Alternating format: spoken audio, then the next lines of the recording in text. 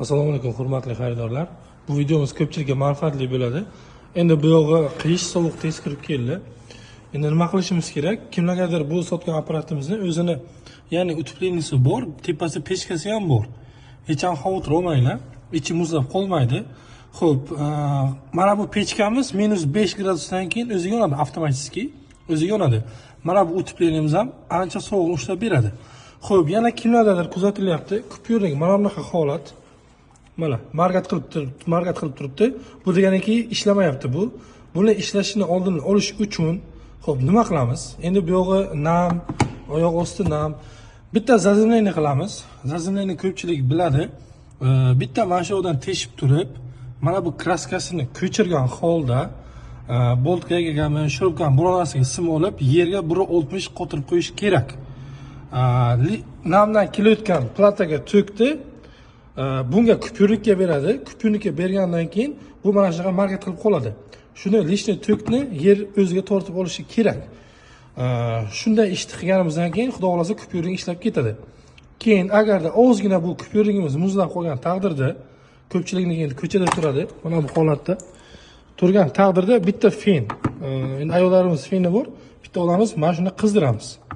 Mana shu yoqdan fenni beramiz. O'sha holatda kupyuring ham o'chirib ketishi mumkin.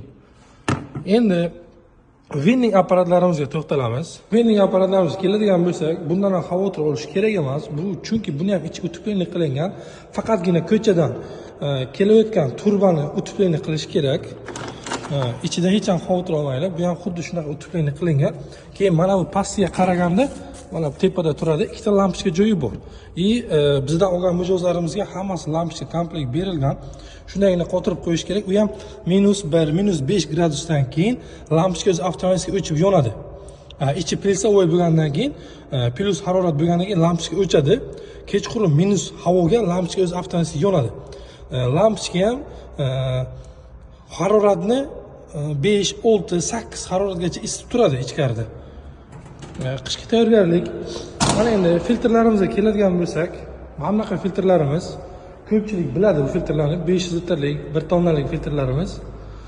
Buni ham iloji boricha xonaning ichiga qo'ygan bo'lsangiz, minusovoy xona bo'ladigan bo'lsa, pechkami yoki qanaqadir jihozlar bilan, materiallar bilan deymizmi, o'shalarni o'rab qo'ygan ma'qulroq. Chunki bu hamma yog'i turba, suv o'tadi, bachoklar ham yorilish ehtimoli bor. Bu ogohlantirish, bu yog'i qish, o'zimiz choramizni ko'rib qo'yganimiz ma'qulroq. Rahmat.